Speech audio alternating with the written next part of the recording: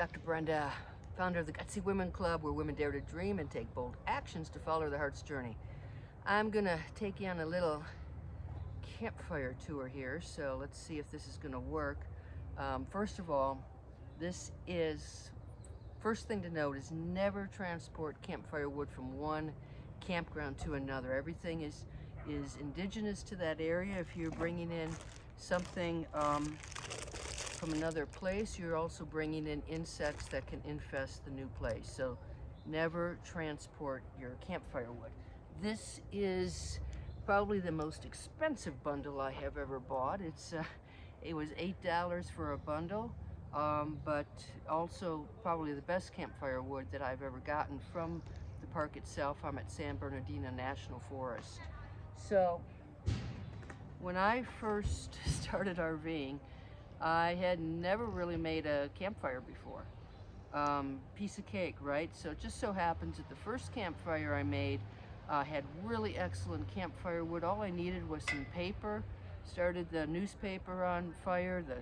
The wood went really well. The next place, there's no way that was going to work. So I now have some cheating tools. This I have. These are fire sticks, and they come like this. And what I do is I will take one stick, okay, like so, and I will use it in little different, put it in little different pieces, and I will strategically place that usually where one piece of firewood hits another, and I will try lighting that up first. I will have to tell you, I'm not overly impressed with this at all. So I also have Firestarter. I have another thing. I mean, I just keep picking up different Firestarter things. This takes up a lot of space. I don't think they work nearly as well as this. And this, let me show you, comes in just a little plastic bag. I don't even have to, I just light up the bag. And this works out really, really well. It is called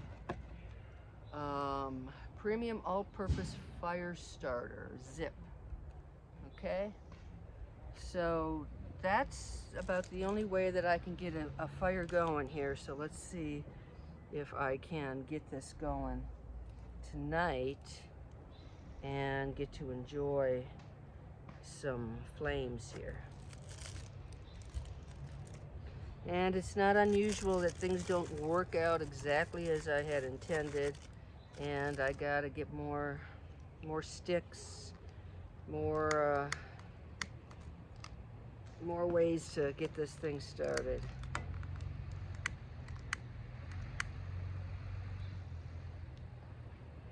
Okay, well, we got that thing going.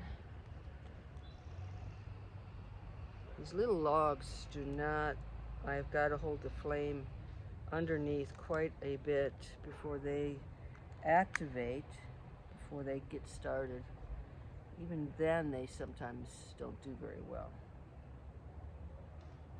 Now you can see from just that little packet that I lit a fire how well that does. It's pretty awesome.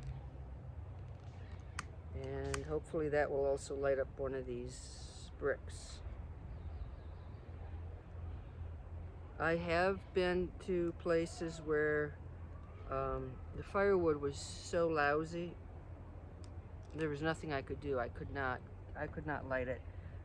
Very often I will find places in town or nearby the park where I can get a lot more firewood for a lot cheaper.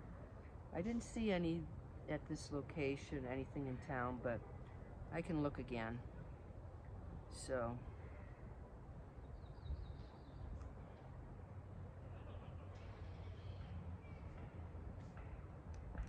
like I said, the quality of this wood is very, very good. So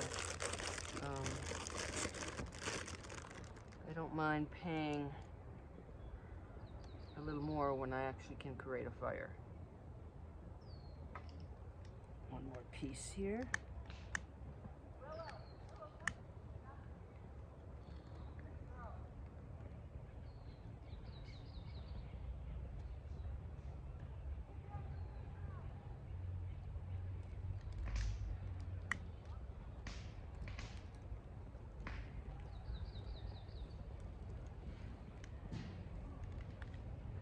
And I have traveled in places where there is drought, and the campground, there is a no burn rule in effect. So certainly you don't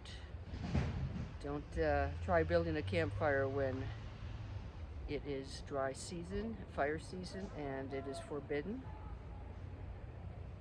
So this looks like it's going to do pretty well. I think I am on course for a splendid campfire. Again, really good wood, so that worked out really well. Hope that helps you, especially if you're new out there and trying to build that campfire for the first time. Okay, you guys take care and good luck with your campfire. Bye-bye.